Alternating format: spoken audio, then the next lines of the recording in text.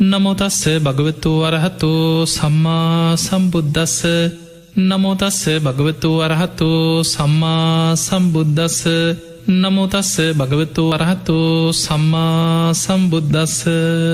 හැම දෙනාටම තෙරුවන් සරණ ප්‍රාර්ථනා කරමින් අදත් ඔබ හැම දෙනෙක්ම ඔබේ ජීවිතයට වැදගත් ධර්මකාරණා රැසක් ශ්‍රවණය කරගන්න සූදානම් වෙන මොහොත. පිංගතුනේ, අද අපි පින අතර අපිට බොහෝ පින් කරගන්න පුළුවන්. මේ සසරේ නිවන් දකින්න තෙක් අපිට ආයු වර්ණ සැප බල ප්‍රඥාදී ආනිසංසයන් සසරි ලැබෙන නිවන් අවබෝධය පිණිස පාරමී ධර්ම අතර මුලින්ම බුදුරජාණන් වහන්සේ පෙන්නපු මේ දානය ගැන අපි කාරණා ටිකක් විස්තර ඇතුව තේරුම් ගන්න උත්සාහයක් ගමු. බොහෝ වෙලාවට අපි හරියට දන් දෙනවා, පින්කම් කරනවා. අපේ ශ්‍රී ලාංකීය පිරිස ගත්තහම ලෝකේ සමහර රටවල් වලට මිනිස්සුන්ට වඩා කෙනෙකුට උදව්පකාර කරන ගෙදරකට ආවත් තේ එකක් දෙනවා, කෑවද බීවද කියලා අඩු ගන්න කෑම වේලක් හරි දෙනවා. මේ මිනිස්සුන්ගේ උදව්පකාර කරන ස්වභාවයේ, පින්කම් කරන ස්වභාවයේ පවතිනවා. මේ පින කියන එක කොහොමද රැස් වෙන්නේ?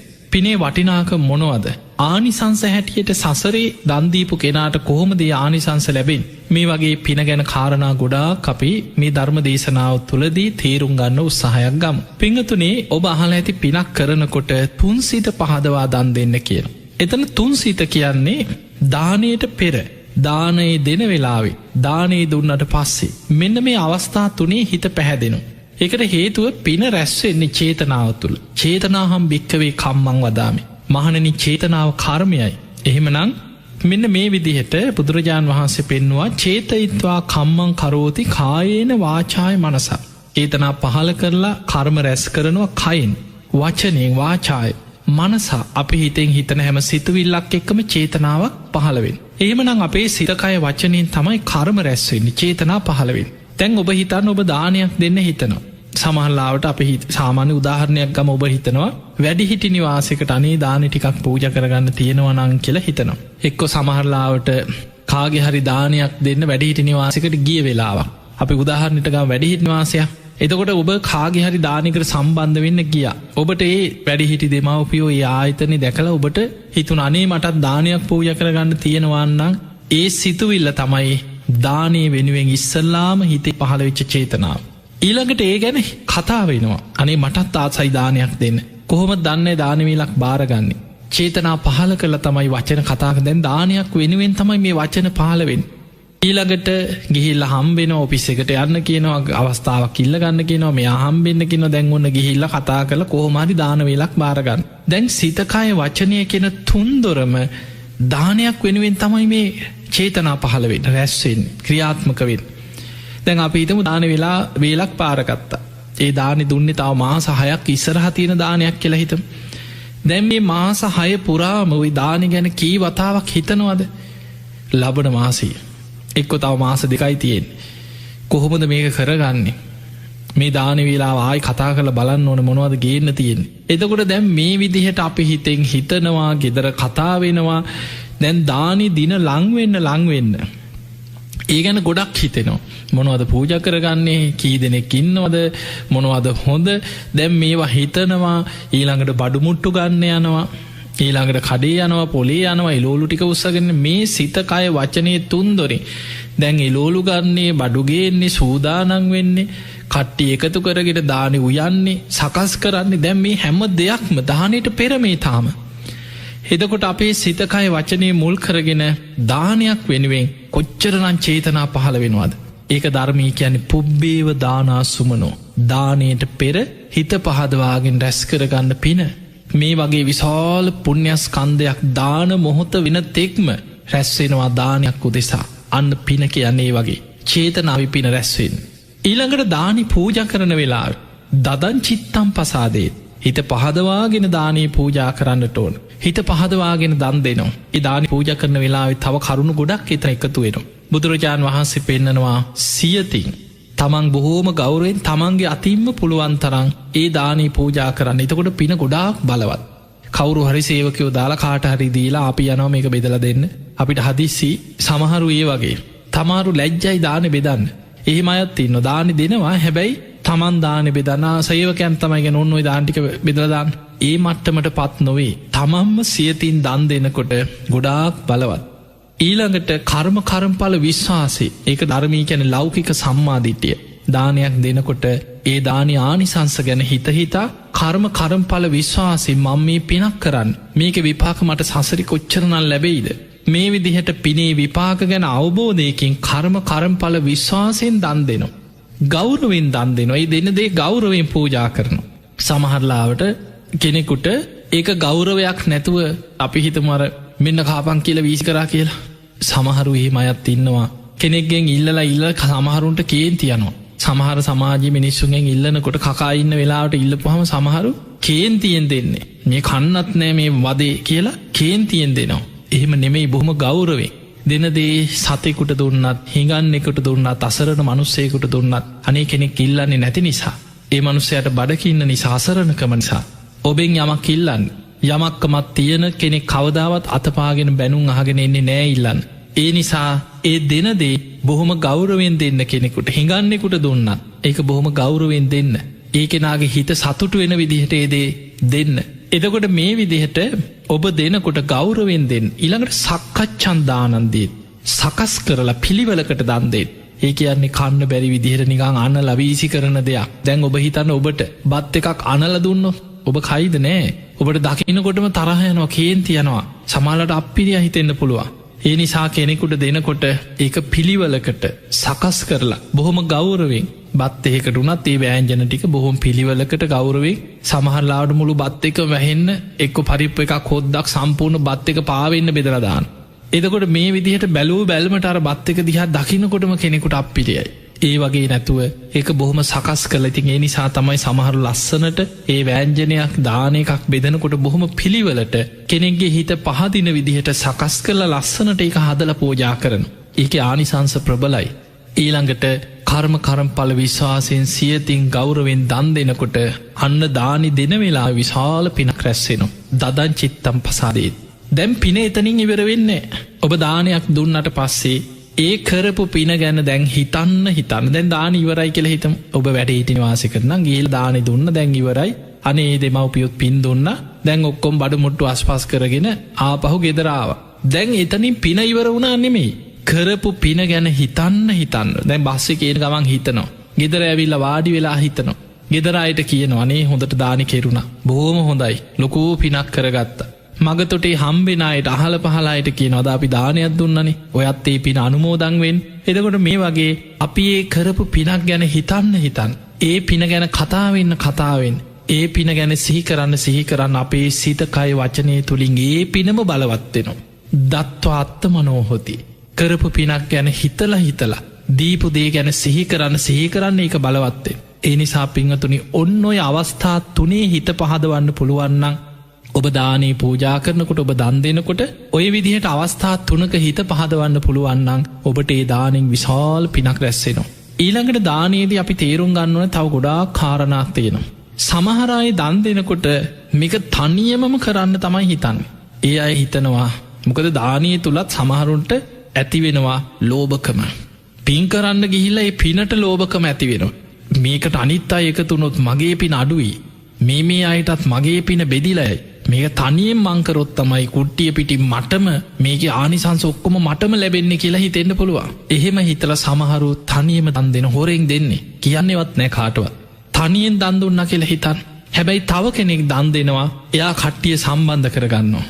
එක වෑංජනේ හරි බෙදලා දෙනවා. එහෙම නැත්නම් තමන් ඒ අයට බැරි වුණත් තමන් හදලා අනේ අත ගහලා හරි ඔයත් මේක අනුමෝදන් වෙන්න, ඔයත් අත තියලා හරි සාදුකාරයක් හරි දෙන්න කියලා තව පිරිසක් සම්බන්ධ කරගෙන සහයෝගයෙන් දන් දෙනවා. මේ දෙකේ ආනිසංස වෙනස්. තනියෙන් දන් දීපු කෙනාට සසරේ ආනිසංස ලැබෙනවා. හැබැයි පරිවාර සම්පත්තිය ලැබෙන්නේ නැහැ. පිරිස් බලේ නැහැ. දන් දීපු නිසා ලැබෙනවා. නමුත් පිරිස් බලේ නැහැ. අර පිරිස එකතු කරගෙන බෙදා හදාගෙන සහයෝගයෙන් දන් දීපු කෙනාට ඒ දන් දීපු පිනෙන් සැප සම්පත් සසරේ ලැබෙනවා වගේමයි පරිවාර සම්පත්තිය. පිරිස එකතු කරගෙනයි දන් දුන්නේ. පිරිස සම්බන්ධ කරගෙනයි දන් දුන්නේ. සහයෝගයට කට්ටිය එකතු කරලා ඒ අයටත් අනුමෝදන් කෙරෙව්වා. ඒ නිසා ජීවිතේ තමන් තනි වෙන්නේ නැහැ. තමන්ට ඕන තරම් යාළුවෝ හිතවත්තු කරදරයක් වුණත් පිරිස පරිවාර සම්පත්තිය අඩුවක් වෙන්නේ නැහැ කියන. දැන් ඔබ බලන්න සමාජයේ ඔබ දැකලා ඇති සමහරු ඉන්නවා කෝටිපතියෝ. ආත් කවුරුත් නැතුව අන්ත අසරණ විශාල මාලිගා වගේ ගෙවල් වල තනියම ජීවත් වෙනවා.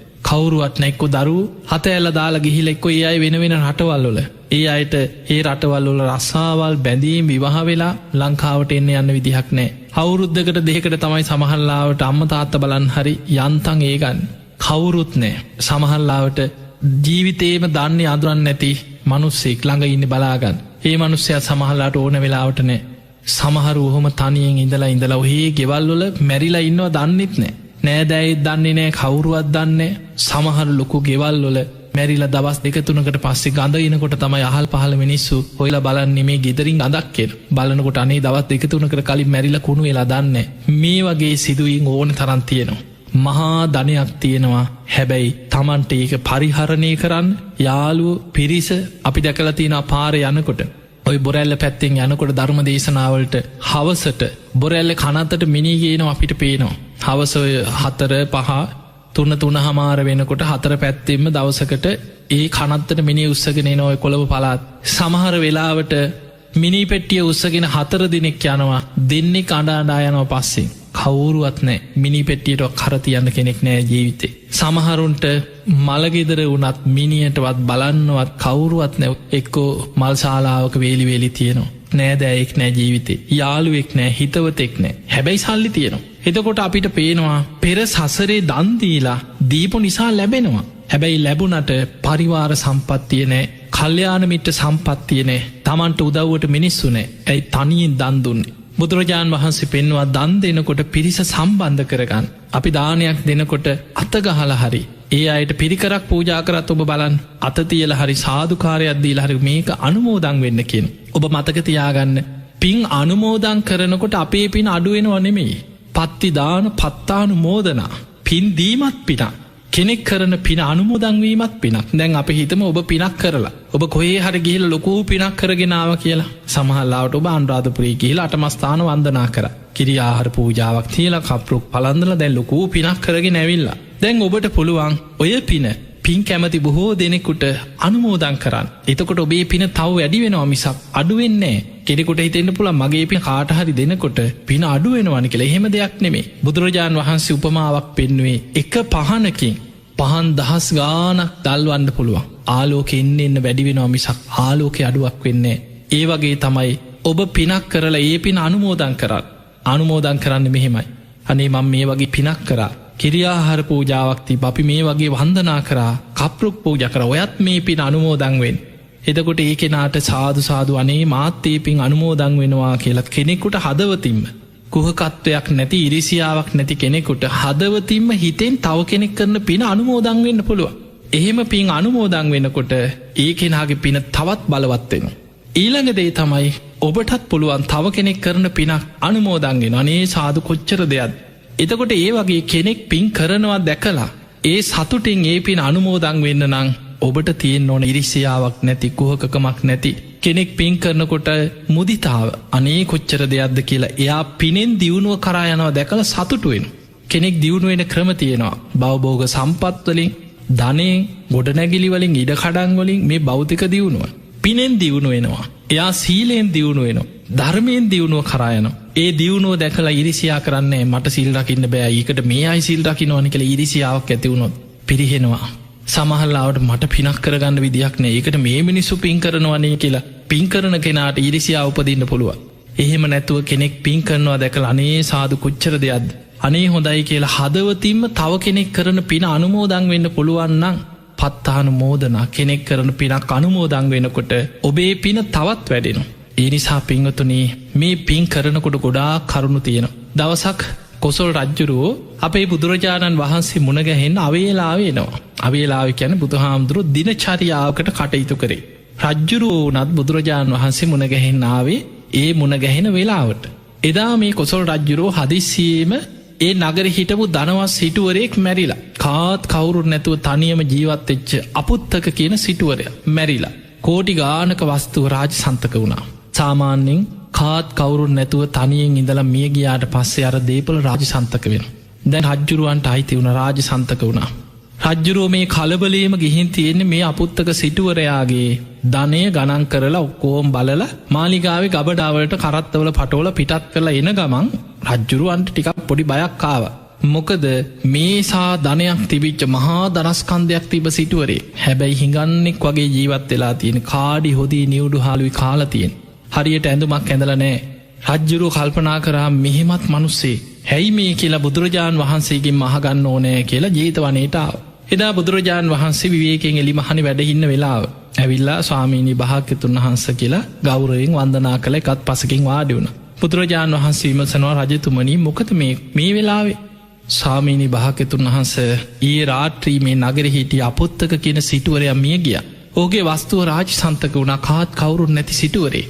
ඒ වස්තුව ගබඩාවලට පිටත් කරල මේ එන ගමන් කීවා. බුදුරජාණන් වහන්සේට කෙන සාමීනී රන් කහවනු විතරක් 18 කෝටියකට වඩා රන් කහවනු තිබුණ කියන කෝටි 18කට වැඩිය රත්තරං කහවනුවලින්. සාමීනී භාග්‍යතුන් වහන්ස රිදී ආදී අනෙක් වස්තුව ගැන තව කවර කතාවක්ද කියලාන් රත්තරං ඉච්චරන රිදී ආදී අනෙක් වස්තුව ගැන තව කවර කතාවක්ද. ඒ තරන් ධනයක් තිබ සිටුවරයා සාමීනී ප්‍රශ්නය ඕක නෙමෙයි කියෝ. ප්‍රශ්නය තමයි මේ මනුස්්‍යයා කාලා තියෙන්නේ කාඩි හොදී නිවුඩු හාලු හිඟන්නෙක් වගේ කාල ජීවත් වෙලා තියෙන්. මේ මනුස්්‍යය ඇඳුමක් කියලා ඇඳල නෑ විසි කල දාලා තියෙන් රෙදිකෑලි අහුලගෙන ඇවිල්ල කොහෝම හරි විලිවසාගන්න ඇඳුමක් පටලගෙන හිඟන්නෙක් වගේ ජීවත් වෙලා තිය.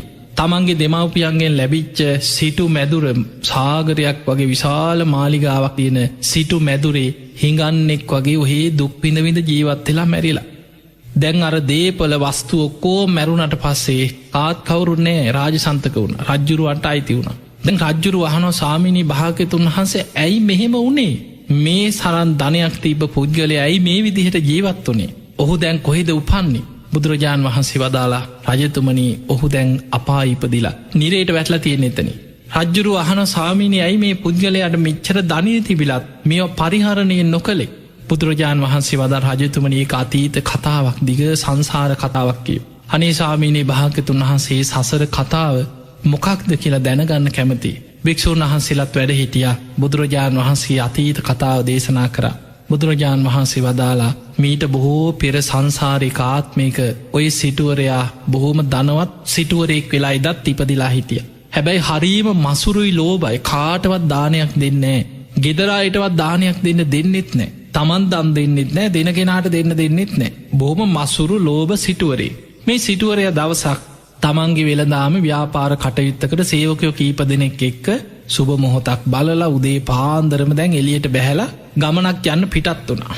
මෙහෙම පිටත් වෙලා යනකොට මෙන්න මූනටම හම්බුණා පසේ බුදුරජාණන් වහන්සේ නම තගර සිකී කියෙන පසේ බුදු හාමුදුරු. උදේ පාන්දර හිස් පාතරයක් කරම් පින්ඩ පාති වඩිනෝ. මේ සාමීන් වහන්සේ මූනට මුණ ගැහුණට පස්සේ එක පාට මූුණ නරක් වුණා. හයෝ මේ වැදගත් ගමනක් යන්නගේ මේ ශ්‍රමණයන් වහන්සේ නමක් නෙමේ ඉස්සරහට පාත්‍රයක් කරගෙන. ඒත් දැන් හිතහදාගෙන ඇහවා ආස්වාමීනී කොහෙද මේ වඩින්න කියලා. සිටතුමනී පින්ඩ පාතය වඩිනවා කියවා. ඉං උබහන්සේට දැන් දාන ලැබිලද කියලැහවා. තාම නෑකිව හිස් පාත්තරේ කෝ බලන්න කියලා පාත්තරයට එබිලත් බැලුව.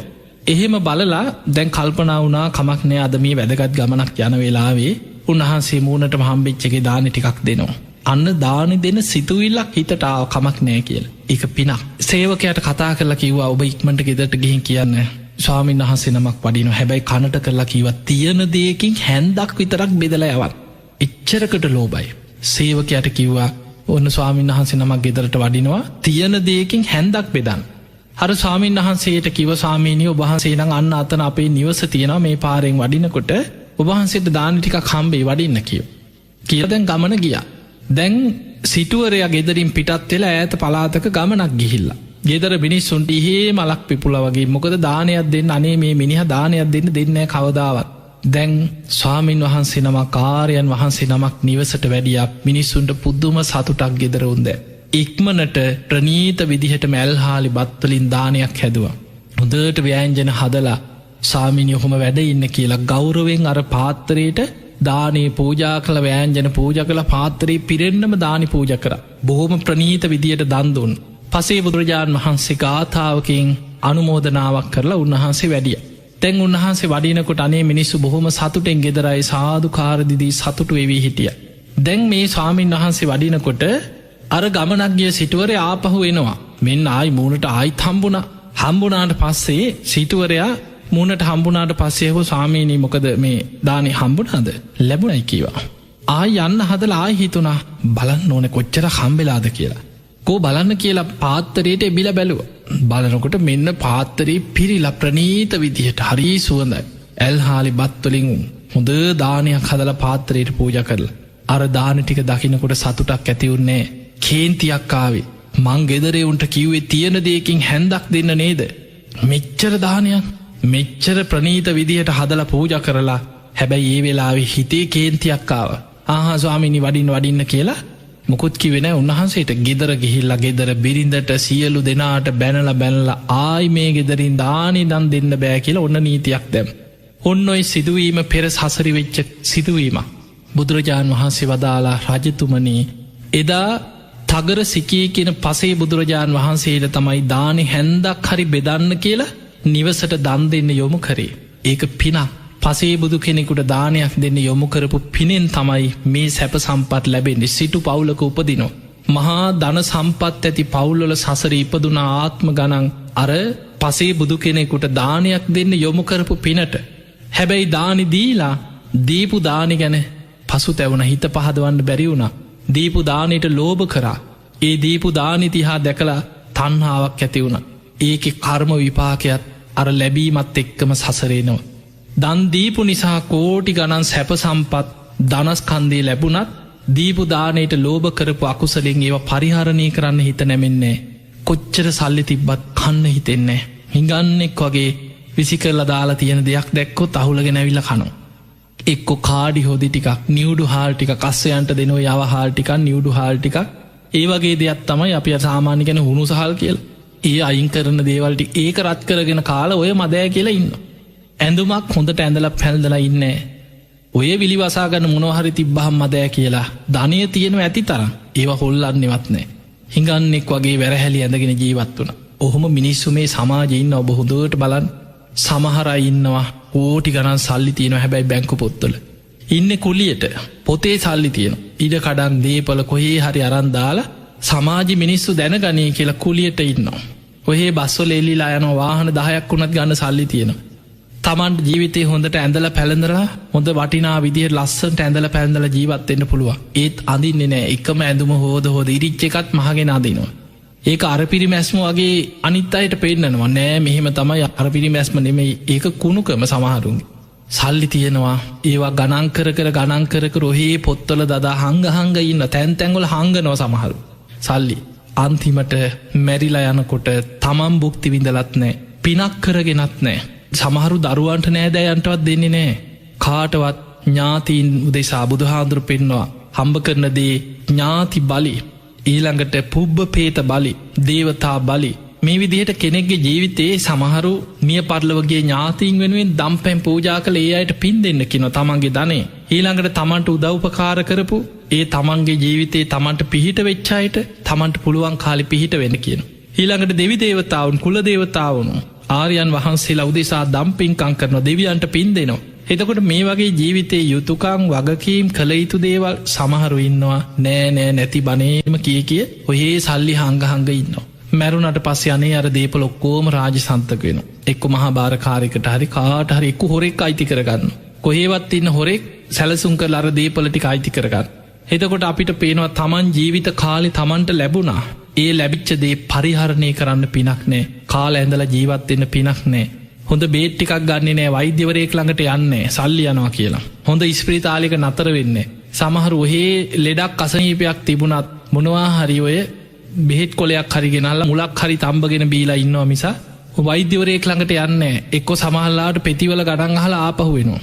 මේවා මේ ගණන්නේ කියලා ගෙවල් වල එනවා. ඇවිල්ලා ඔය බේත් ටිකක් තම්බගෙන බීලා මොනවා හරි කොල ටිකක් තම්බගෙන බීලා ගානෙන් තමයි හොයන්නේ.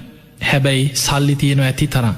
ලෝකෙ වඩේ ගිහිල්ලා හොඳ වෛද්‍යවරුන්ගෙන් බෙහෙත් ගන්න තරම් ධනෙ තියෙනවා. හැබැයි තමන් පරිහරණය කරලත් නෑ. බුදුහාඳුරන් කාලේ අර මට්ට කුණ්ඩලී ගැන අහලා මට්ට කුණ්ඩලිගේ තාත්තා මොතරම් කුණු ජීවිතයක් ගත කරපු කෙනෙක්ද. තමන්ගේ පුතා ලෙඩ වෙච්ච වෙලාවේ වස්තුව දකී කියලා පිළිකන්නට දැම්මේ. මොකද බෙහෙත් කරන්න එන වෛද්‍යවරු දැක්කොත් දේපොළ තියෙනවා කියලා දරුවටවත් ලෙඩකට දුකකටවත් බෙහෙතක් දුන්නේ. කනට ආභරණයක් ඒ කාලේ දරුවන්ට කනට කරාඹුවක් වගේ ආභරණයක් දානවා.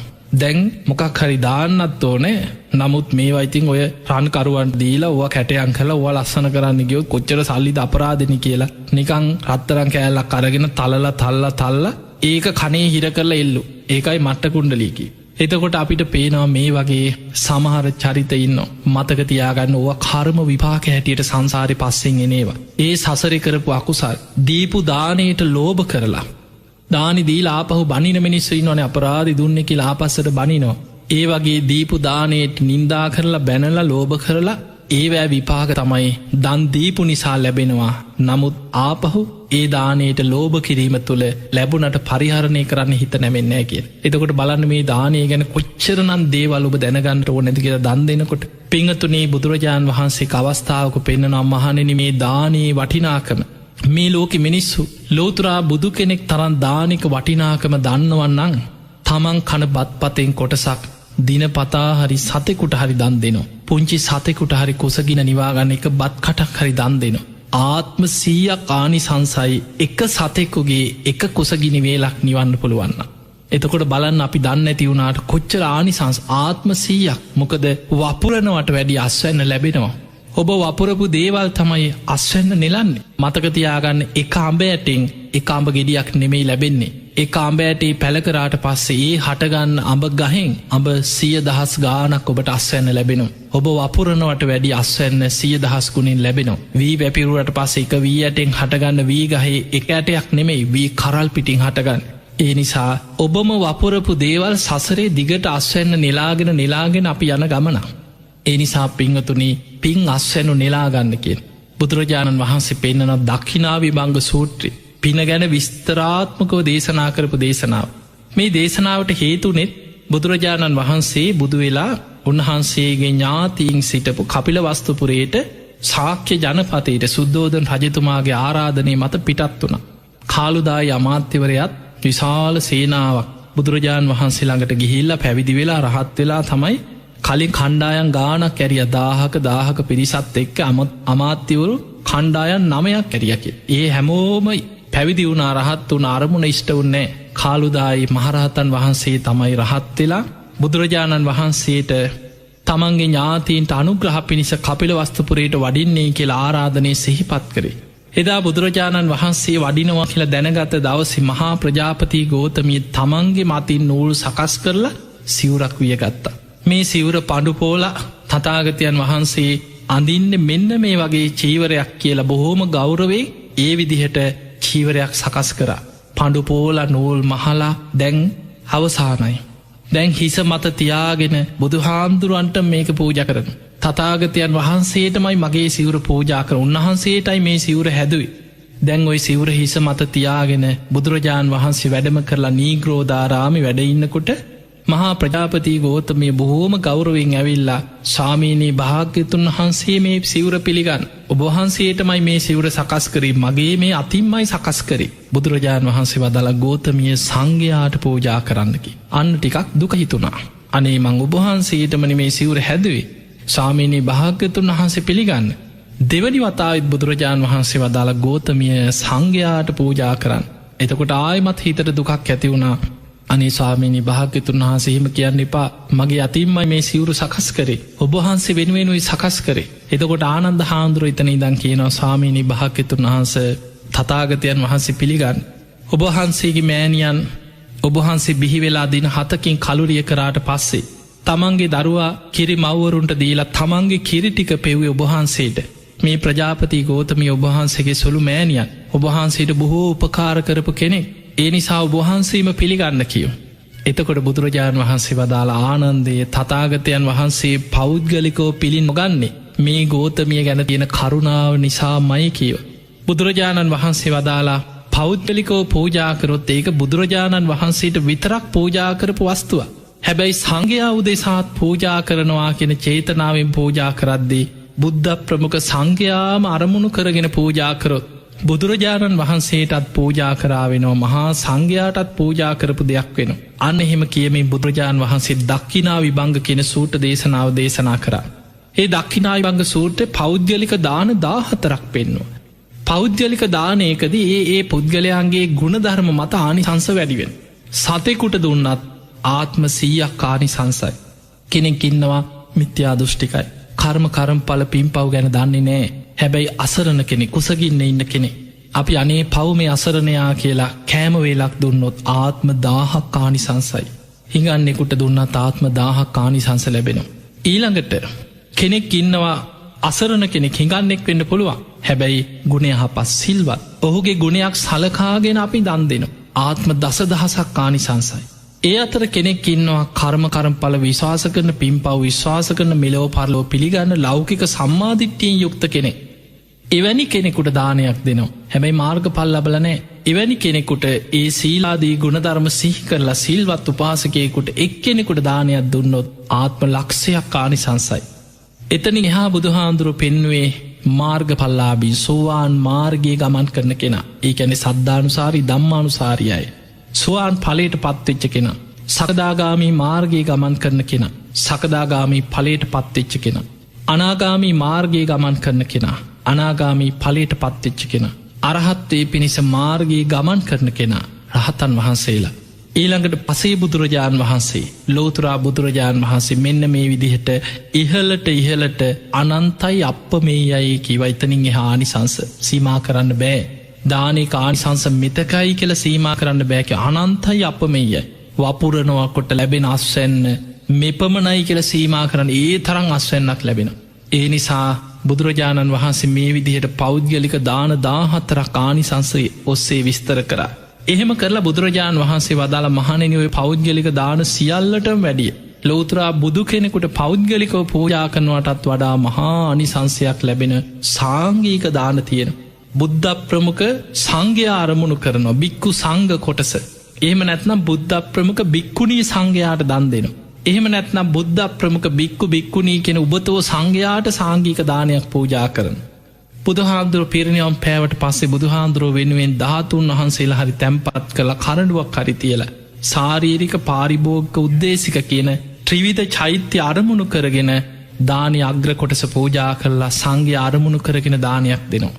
ඒත් බුද්ධ ප්‍රමුඛ සංඝයාට පූජා කරපු දානයක් හා සමානයි. මේ විදිහට පෞද්ගලික දාන වගේම සංඝයා උදෙසා සාංගික දාන පූජා කරගත්තොත් එයින් ලැබෙන ආනිසංස අනන්තයි අප්පමේයයි කිව්වේ. දැන් පිංගතුනි, එක එක්කෙනා කැමති දේවල් තියෙනවා. සමහරු කැමති බලු කපුටු දාන දෙන්න. කෙනෙක් කියන ඔය බල්ලෙකුට කපුටෙකුට දෙන එක කොච්චර දෙයක්ද? ඉල්ලගෙන කන්නද? අපිට කතා කරලා කියන්නද? මිනිසෙකුට නම් ඉල්ලන්න හරි පුළුවන් කියලා ඔන්න එයා කැමති දේ. තව කෙනෙක් කියනවා ඊට වැඩිය හොඳයි රෝහලකට ගිහිල්ලා නැති බැරි අසරණ මිනිස්සු හොයලා දානයක් දෙන එක. තව කෙනෙක් කියන්න පුළුවන් වැඩිහිටි නිවාසයකට ගිහිල්ලා අසරණ වෙච්ච වැඩිහිටියෝ ඉන්න තැන් තියෙනවා. ඒ වගේ තැනකට දානයක් දෙන එක ඊට වඩා හොඳයි. ඒ අතර තව කෙනෙක් කියන්න පුළුවන් අන්න ළමා නිවාසයකට දෙන එක. පොඩි ළමයි අහිංසක හිත් ඇති දරු ළමා නිවාසයකට දානයක් දෙන එක ඊටත් වැඩිය හොඳයි කියයි. තව කෙනෙක් කියයි නෑ ඔය තියෙනවා රෝහල්.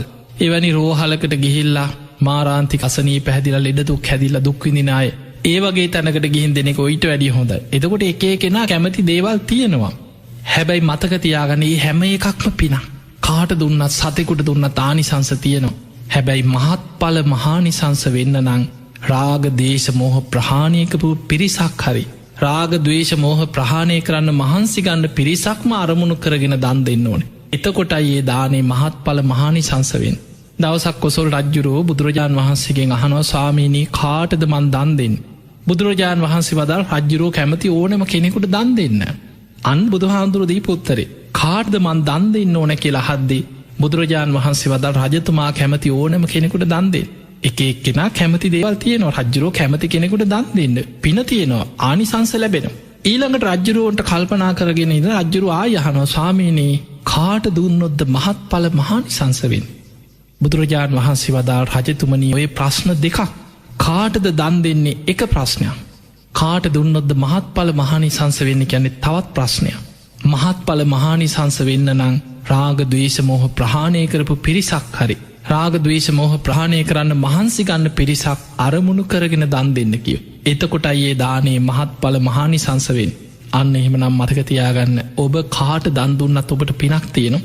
හැබැයි ඔබ මහත්ඵල මහානිසංස වෙන්න නම් මේ බුද්ධ ශාසනය තුල නික්ලේශී සියලු කෙලෙසුන්ගේ මෙදිච්ච ගුරුපදේශ රහිතව ඒ චතුරාර්ය සත්‍ය අවබෝධ කරගත්ත ලෝතුරා බුදුරජාණන් වහන්සේ සිහි කරගෙන අදත් අපිට පුළුවන් බුද්ධ පූජාව තියෙනවා, මල් පූජා කරනවා, සුවඳුම් පූජා කරනවා, ගිලම්පස පූජා කරනවා. මේ සියලු පූජාවන් වලින් ත්‍රිවිධ චෛත්‍ය අරමුණු කරගෙන බුදුරජාණන් වහන්සේටයි මේ පූජා පවත්තන්නේ. ඊළඟට දානයක් දෙනකොට සංඝයාම අරමුණු කරනවා. සමහරලාවට ස්වාමීන් වහන්සේලා 5 නමක් 19ක් ඔබේ නිවසට දානයකට අපි හිතමු 19යි වැඩි. හැබැයි ඔබ සාංගිකව දානයක් දෙනකොට ප්‍රමාණයෙන් මෙපමණයි කියලා සීමාවක් නැහැ. අතීතේ වැඩ සිටිය අඤ්ඤා කොණ්ණඤ්ඤ මහරහතන් වහන්සේගෙන් ශාසනය ආරම්භ වෙන්නේ. සැරියුත් මුගලන් අග්‍ර ශ්‍රාවකයන් වහන්සේලා 80 මහා ශ්‍රාවකයන් වහන්සේලා ආදී ඒ මහා ශ්‍රාවක සංඝ පිරිස සියලු දෙනාම හිතෙන් අරමුණු වෙනවා. වර්තමානයේ යම්තාක් සංඝයා වැඩ සිටිද්ද ඒ සියලු දෙනාමත් හිතෙන් අරමුණු කරනවා. අනාගතයේ යම්තාක් සංඝ පිරිස මේ ශාසනයේ පහළ වෙනවාද ශාසනික අන්තර්ධානයේ තෙක්ම ඒ සියලු දෙනාම සිහි වෙනවා. ඒ සියලු දෙනා වෙනුවෙන් බික්කු සංඝස්ස දේම භික්ෂුන් වහන්සේලාටම පූජා කරමු. භික්ෂුන් වහන්සේලාටම පූජා වේවා.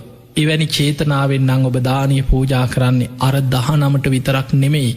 ඒ පූජා කරපු දානය මේ බුද්ධ ශාසනයේ මහා සංඝයාටම පූජා කරපු දානයක් වෙනවා. ඒ නිසා අදත් බුද්ධ ප්‍රමුඛ සංඝයා අරමුණු කරගෙන ඔබට මහා පින් කරගන්න පුළුවන් කාලයක්. ඔබ ඉන්නේ බුද්ධ කාලෙක. පින්වතුනි, එක භික්ෂුවක් දකින්න නැති කාලයක් වෙන දක්ඛිනායබංග සූත්‍රය අටුවාවේ පෙන්නනවා. අනාගතයේ ශාසනය පිරිහිලා අවසානය වෙනකොට භික්ෂුවක් හැටියට සිවුරු දරාගත්තයි දකින්න නැතිවෙයි. සමහර වෙලාවට සිවුරු පටියක් විතරක් අතේ බැඳගත්තා ඉතුරු වෙන්න පුළුවන්. එවැනි කාලෙක ඒ අයට දානයක් දෙනවා. හැබැයි ඒ දෙන්නේ ඒ සිවුරු පටි බැඳගෙන සමහරලාවට පන්සල් නැතිවේ ගෙවල් වල ඉන්නවා වෙන්න පුළුවන්. හැබැයි ඒ වෙනකොට ඉන්නේ ඔච්චරයි නම් ඒ අය සංඝයා හැටියට ඒ ශාසනයේ යම් කිසි දෙයක් පටියක් බැඳගෙන හරි ඉන්නවා නම් සිවුරු පටිය ඒ අයට දන් දෙනවා. හැබැයි දෙන්නේ ඒ අයට විතරක් නෙමෙයි, චේතනාවේ තියෙන අතීතේ බුද්ධ ශාසනයේ වැඩ හිටිය සියලු සංඝයා මාර්ගඵලලාභී මහරහතන් වහන්සේලා අරමුණු කරගෙන වර්තමානයේ වැඩ ඉන්න පහළ වෙන ওই සියලු දෙනා වෙනුවෙනුයි මේ දානය පූජා කරන්නේ කියලා පූජා කරනවා. එහෙම පූජා කරද්දී ඒත් සාංගික දානේ කානිසංසේ දානෙන් ඒ විදිහටම ලැබෙනවා. ඒකට හේතුව ඒ දානේ අරමුණු කරේ අර පටිය බැඳගෙන ඉන්න පිරිස නෙමෙයි, සිවුරු පටිය විතරක් ගැට ගහගෙන ඉන්න අය නෙමෙයි. ඒ නිසා සාංගිකව දානයක් දෙනකොට ඒ පුද්ගලයන්ගේ සිල්වත්කම් අදාළ නැහැ. සංඝයාමයි අරමුණු වෙන්නේ. හැබැයි පෞද්ගලික දානයක් දෙනකොට පෞද්ගලිකව යමක් පූජා කරනකොට ඒ අයගේ ගුණධර්ම වැඩි වෙන්න ආනිසංස බලවත් වෙනවා. පින්වතුනි, හැම වෙලෙම පින් කරගන්න. හැබැයි මේ කරන හැම පිනකම සංසාරි ප්‍රාර්ථනා කරන්න එපා, කෙලෙස් ප්‍රාර්ථනා කරන්න එපා. දිව්‍ය සැප, රජ සැප, සිටුකම්, විසාකා වගේ වෙන, සුමනා වගේ වෙන, බුදුහාඳුරන්ගේ කාලේ හිටපු සිටුවරුන්ගේ ඔය නන් ලිස්ට් එක මතක තියාගෙන ඒව ප්‍රාර්ථනා කරගෙන ඒ විදිහට සිහින මවාගෙන දම් පින්කම් කරන්න එපා. ඒ කෙලෙස් සංසාරේ. ඒ නිසා බුදුරජාණන් වහන්සේ පෙන්වුවේ සසරේ දන් දීලා යමක් ප්‍රාර්ථනා කරනවා නම් නිවන ප්‍රාර්ථනා කරන්න. නිස්සරණ අභ්‍යාසයෙන් දන් දෙන්න. දානයක් දීලා හිතන්න මේ දානමේ පින මට නිවන් අවබෝධයටම පාරමිතාවක් වේවා. මේ භයානක සසර දුකින් මිදිලා මේවා ගැන තියෙන තණ්හාව, අවිද්‍යාව ප්‍රහාණය කරගෙන සසර දුක් නිවාගන්න, කෙලෙස් ගින්න නිවාගෙන සංසාරයෙන් මිදෙන්න මට මේ පින උපකාර වේවා කියන චේතනාවෙන් දන් දෙන්න. අන්න එතකොට නිස්සරණ අභ්‍යාසයෙන් කරපු පිනක් ඒ පින ඔබට නිවන් අවබෝධයට පාරමිතාවක් වෙනවා. එහෙමනම් පින්වතුනි, ඔබ හැම දිනාටම මේ ලැබිච්ච මනුස්ස ජීවිතයේ තුල සද්ධාදී ගුණ ධර්ම දියුණු කරගෙන උතුම් ධර්මයම අවබෝධ කරගන්න වාසනාව ලැබේවා කියලා අපි ඔබට ආශිර්වාද ප්‍රාර්ථනා කරනවා. මෙවැනි දහම් කතා ශ්‍රවණයට නිර්වාණ TV සබස්ක්‍රයිබ් කරන්න.